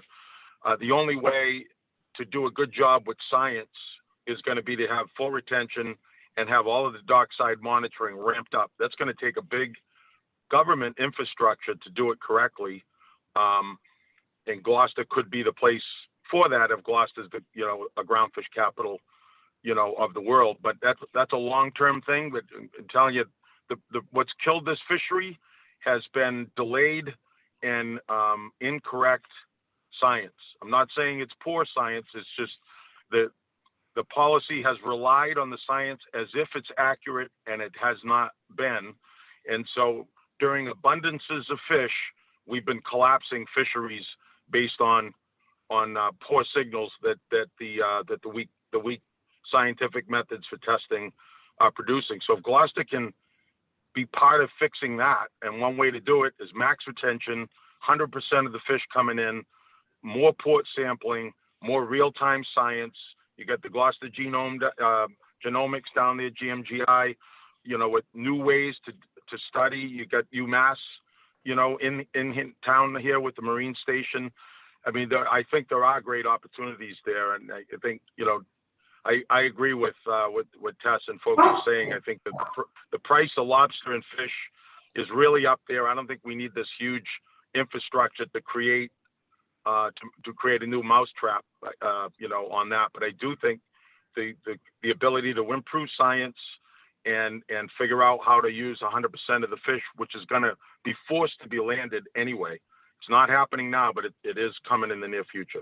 Sorry for the long rant, but I think that's information that maybe folks haven't thought of yet. So let's move on to the next topic. This is Taskina, Zoe, this is the last one, right? I'm just doing a time check. Yeah, we're doing good. We do have the zoning as our last Right. topic after this, but I think if we need to, we can hold that for another discussion. I think building capacity is more critical Yeah. than zoning. So this last piece is about building capacity, and we could have elaborated more on some of these other topics about why we were thinking this, but we really wanted to kind of get your kind of raw sense, just kind of reaction sense to them. And I am going to elaborate a little bit on this one, particularly having been involved in the 2014 plan. There have been a number of ideas proposed in Gloucester, a lot of ideas. Some happen, many don't. And to me, it always comes back to, you've got a lot of small single craft fishermen. You've got some small, they're growing businesses, but you've got some small businesses who are worried about their day to day.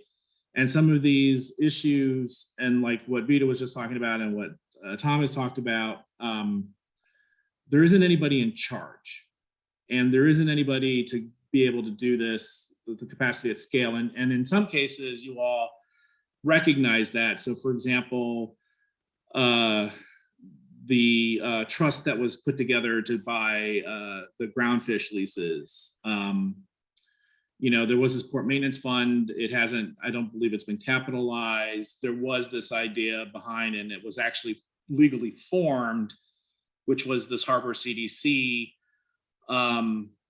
And we do know that the underlying infrastructure has kind of been continuing to deteriorate, et cetera. And so our thinking is, and it kind of goes, it's separate from the co-op idea, is to really kind of give you is to do some of the things that Avita was talking about, which is like, look, if we can go sign long-term contracts for delivery, then we need to actually know that we're going to actually deliver on those contracts. And so that it's an organizational tool to be able to do that. But something for some things for you guys to think about and ponder a bit. And can we go to the next slide, Taskina? Is, there's limited capacity to really do business development like what you're talking about, promote the innovations that you're talking about, drive marketing. We talked about the Gloucester Fresh idea. It's a great idea. Its capacity to really drive marketing and get shelf space and get plate space, if you will, is limited because of how it's done. It's not that it's done badly, it's just doesn't have resources to really push it and do some of the recruitment that you were all talking about, whether it's seafood processing, et cetera. And then even frankly, the ability, as Vito just talked about adding on the harvesting capacity, increasing harvesting capacity, which means boats and fishermen. And so the question then becomes is how does that happen in my head? And so a couple of ideas is potentially to think about is some kind of nonprofit development corporation, which was somewhat kind of thought about before, which was the CDC that we know was formed, but it appears to be dormant now. And I don't know if it was even ever funded. And then the other one would be particularly around some of the marine infrastructure, because this is one of the things that we talked about as it relates to buildings, being able to reinvest in some buildings, the grant writing conversation that came up about some of this stuff, which is basically thinking about creating a who or a what and resourcing it to actually do some of the things that you all have been talking about. And so I want to start going backwards here. I'm going to start with Katie. Oh, I don't know if I'm ready to answer.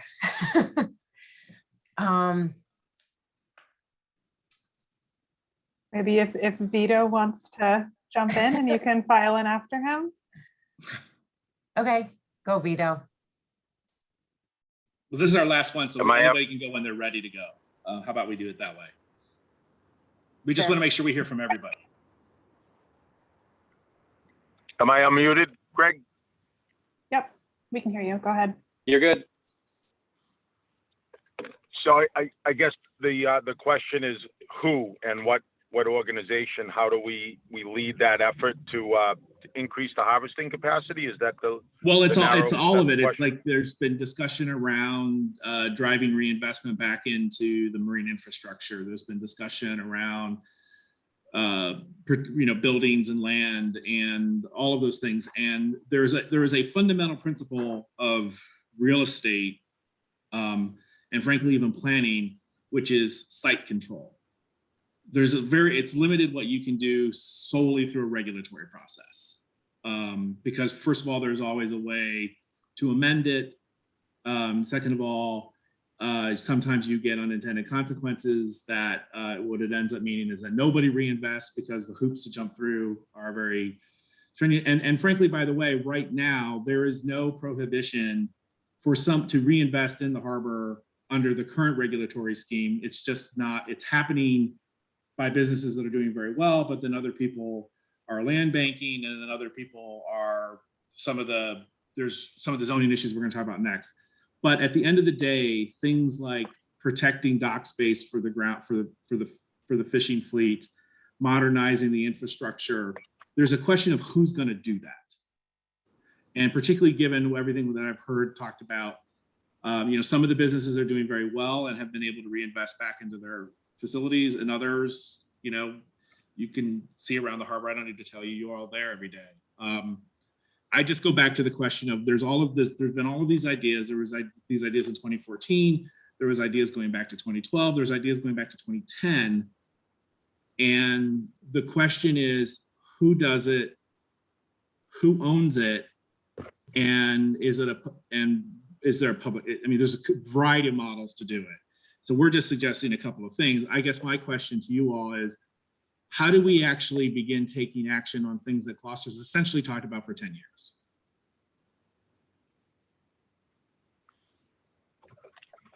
Floor is yours, Tony. So I agree. So there's two things that I would love to come out of this plan that I think. So one is really ultimately to double. You know, if we have $131 million economy on the harbor right now. You know, I'd love to set some goals for what that would look like 10 years from now. But the other is what Kevin's speaking about, and I think it would be pivotal and necessary to create or identify the entity that says, you know, the harbor is, I'm the point person, you know, I'm the organization that's going to lead the further development of the working waterfront in alignment with, you know, all the wishes here and the harbor plan. I mean, those cities, New Bedford, you know, Salem now has a port authority primarily associated with the ferry.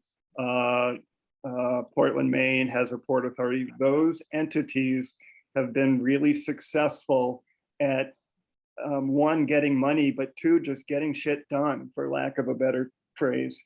And I think we need that. Now, representing the EDIC here, so the EDIC is legislatively limited to sort of the creation of jobs and the development of businesses associated with manufacturing and industrial activities. So it could do some of the stuff conceivably, but I think it may be limited. So unless we went back to the legislature and sort of redefined what the Gloucester EDIC is, which we could do, you know, that is one possibility. I'd need to go back and look at the community CDC model. Vito was involved in that to see whether that is an entity. But I would like us to spend a lot of time and effort to try to figure out what, in order to make stuff happen, what is the organizational capacity of the city that could work in a public-private partnership to, you know, achieve the vision and the economic development that we all seek for a working waterfront.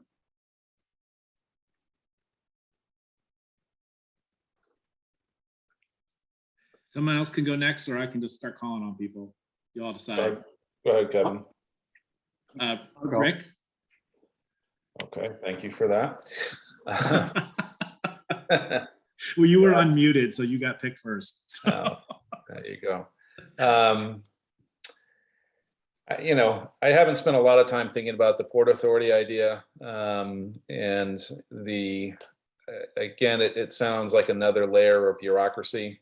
My feeling about the businesses that are doing business in Gloucester are everybody's survivors around the waterfront and have figured out how to have multiple permits for multiple species to fish and to do what they need to do.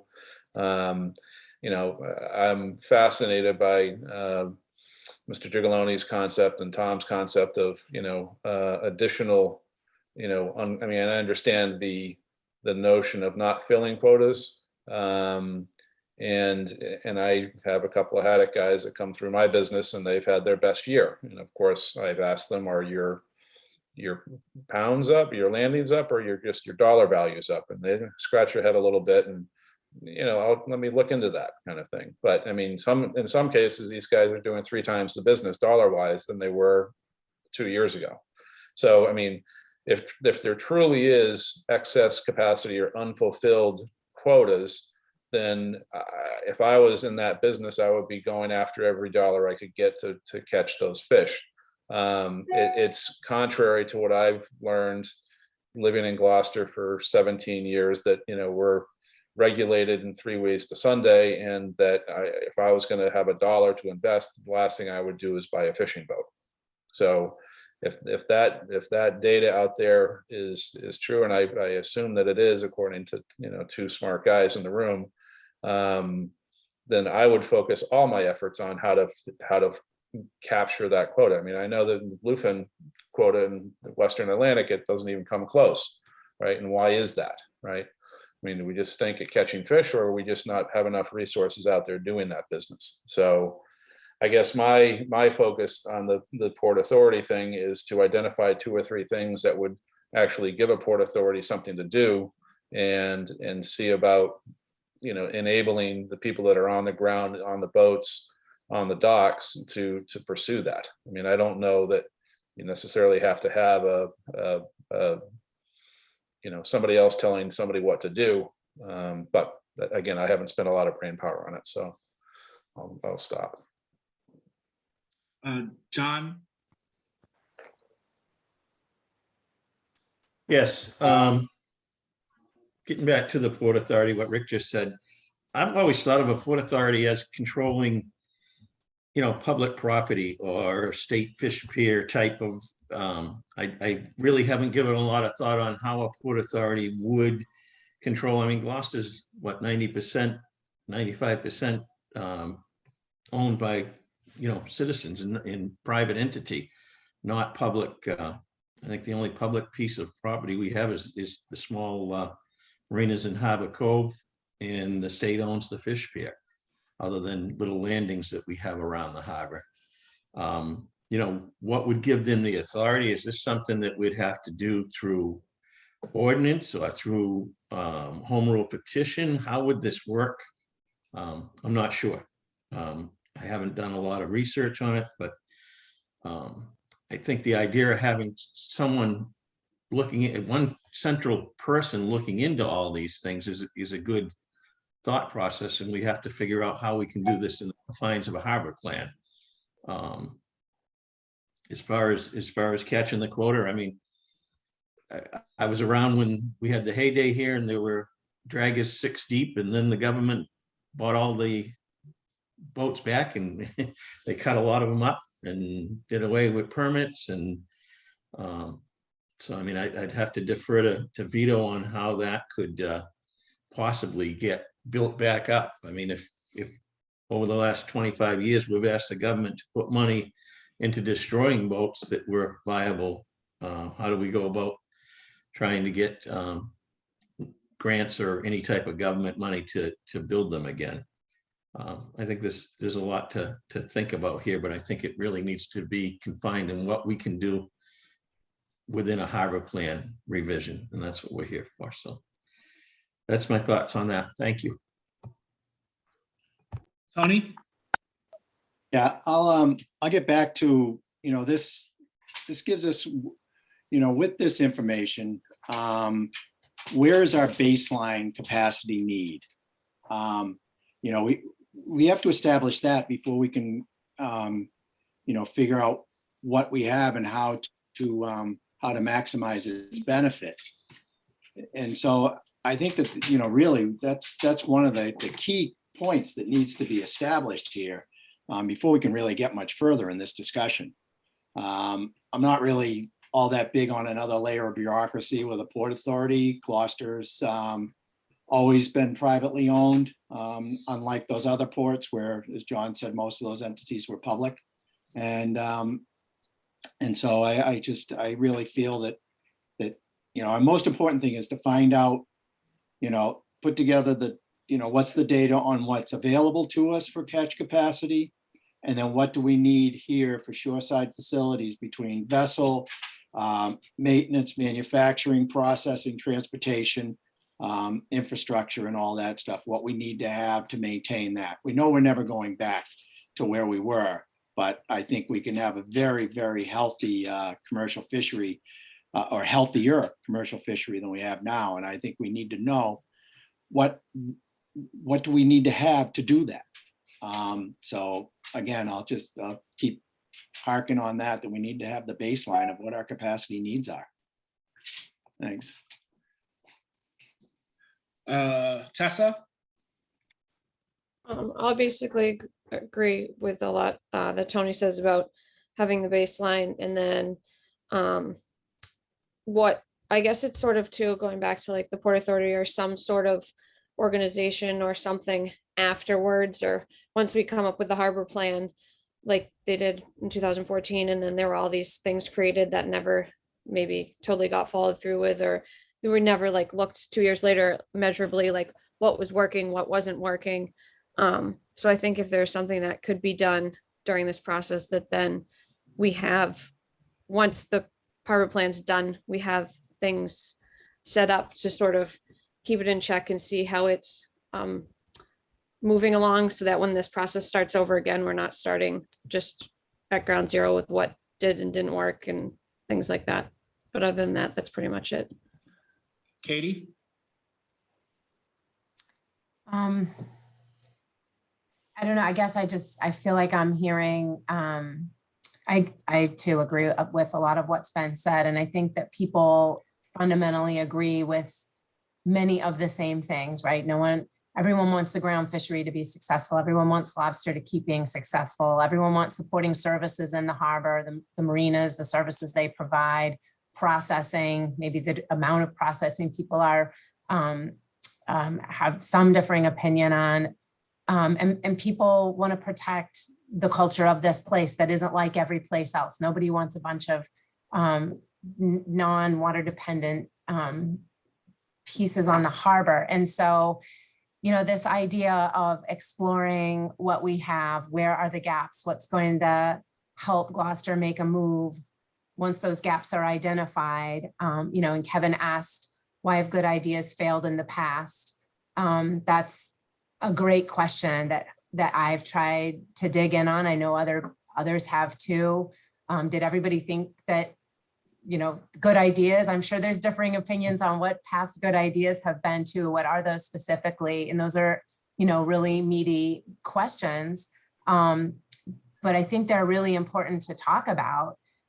But then back to everybody wanting some of those same foundational things. I do agree that it's important to have for the buck to stop somewhere, that there's an entity to look at those cities that have been successful at getting money and getting things done.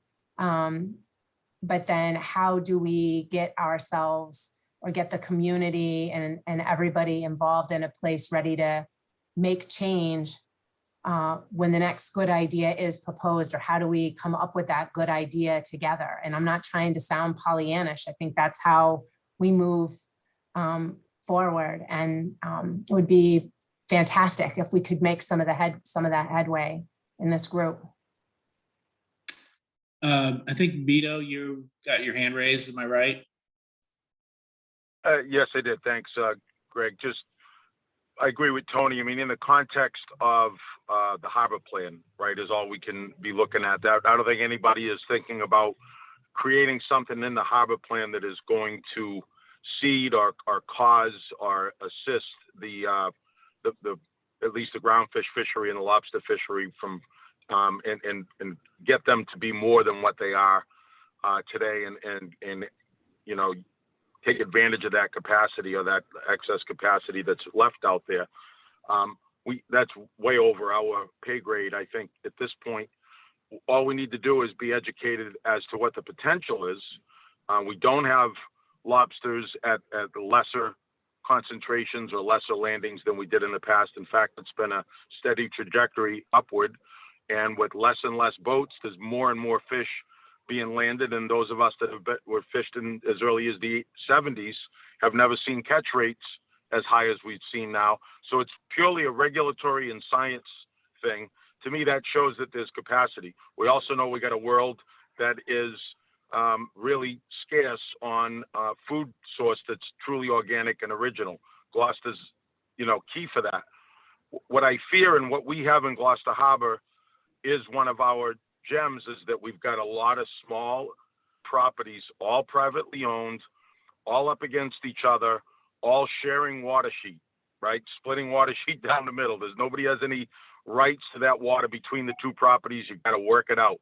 So that's difficult from a property ownership standpoint. I think we need to figure out how to prevent those properties from either consolidating or becoming one big, property, so that someone can finally do some master plan. And I think, that's a big planning picture, right? That we need to think about. Is that what we want to happen? Or if we want to make it viable for the independent Gloucester Harbor to survive, what can we do to allow them to continue to operate, pay their taxes, maintain their properties, keep their Chapter 91 licenses up to snuff, so that when some of these emerging potentials, come up, and the fishing industry is a capitalist industry. It competes for space in the harbor. It always did from the beginning of time, and I think it's fine that it continues to do that. So we have the blue economy stuff that's a broader range. There are a lot of opportunities, but do we want this to be an individually owned harbor with these small properties like we have today? I vote yay on that. That's my inclination. But I think that's the big planning discussion that we want to have to determine, okay, that's a baseline. What do we want to redraw the baseline, and how would we go about doing that in the harbor plan? We can't fix lobsters and we can't fix groundfish, in other words, with the harbor plan. We just have to be careful not to preclude its expansion because we're misinformed that these fish stocks are disappearing and lobsters are moving to cold water. That's so far not been proven to be true, at least in our little world here in Gloucester. Thank you, Vito. I just want to interrupt for 1 second. System-wide in our building, we're going to be having some maintenance on our internet connection. So that may disrupt Jill and I in the short term, but I think time-wise, we're just after 4 o'clock. And I know this has been fantastic in terms of the input from the committee members. We did pick an awesome committee, and this is really where we wanted to be today with this topic and interaction with the members. Oh,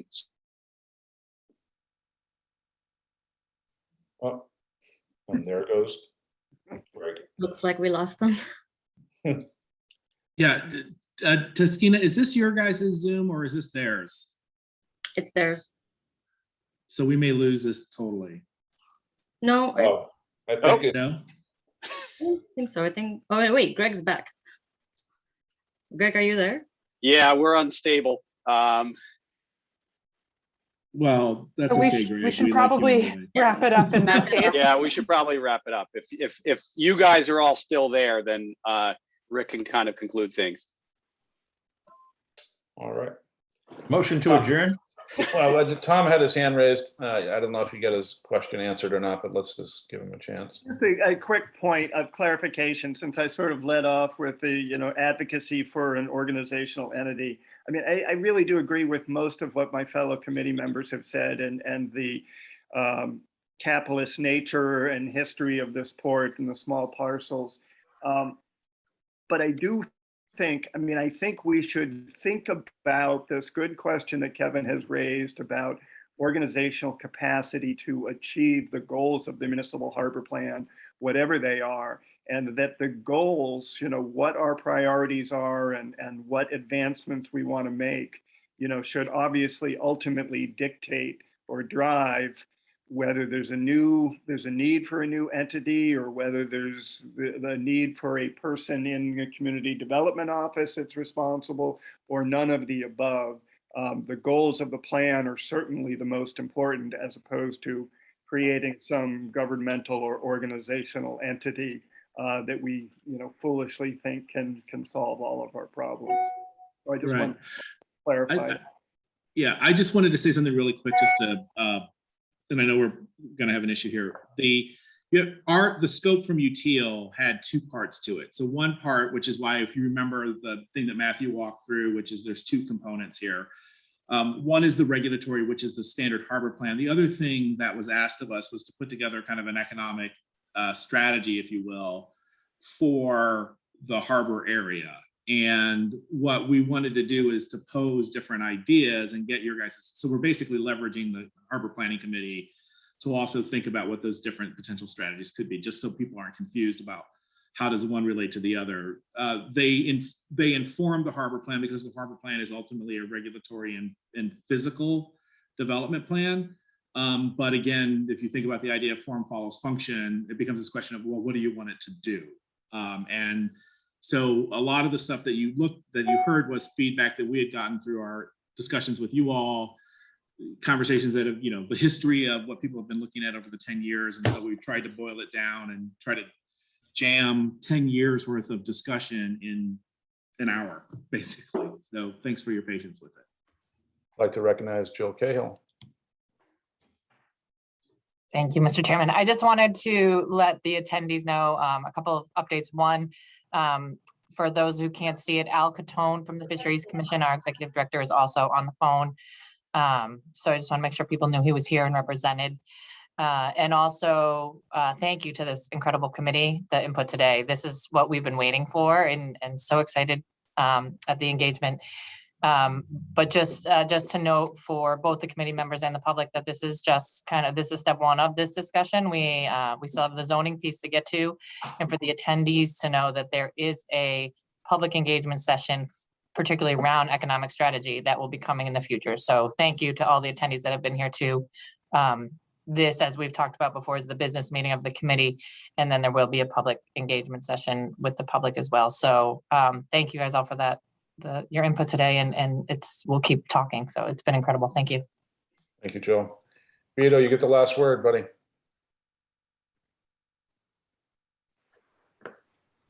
Vito, you still there? Hand raised and nobody's home. I am. Okay, go ahead. My hand was raised for that last time that I babbled on. So it never came down. I don't have a way to lower it on the phone. I do *9 to raise it. I'll take care of that for you. All right. Thanks, Rick. Thanks for all your input. It's been great. Any other comments before we accept the motion to adjourn? Motion to adjourn. Yeah, a motion and a second. Second. Thank you, Tom. We need a roll call vote, Greg, or just a show of yeses? I'll give it a try as long as I'm still here. Member Noonan, Yes. Member McCarthy, Yes. Member Gross, Yes. Member Brown, Yes. Member Balf, Yes. Member Catone. No, it's not here. Okay, and Member Gigaloni Yes. and Member Call. Yes. Right. Okay, great. We will kind of look towards scheduling a meeting probably in the January timeframe.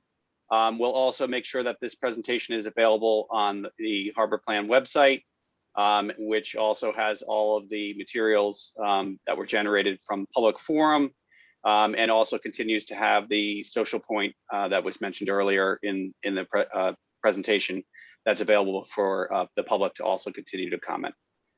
So Harbor Plan website is definitely the place for all the information. Everything is cataloged there, and really appreciate everybody taking the time this afternoon and enjoy the holiday season. Thanks, Greg. Thank you all. Thank you. Thanks, Happy holiday, everybody. Take care. Matt Taskina, thank you.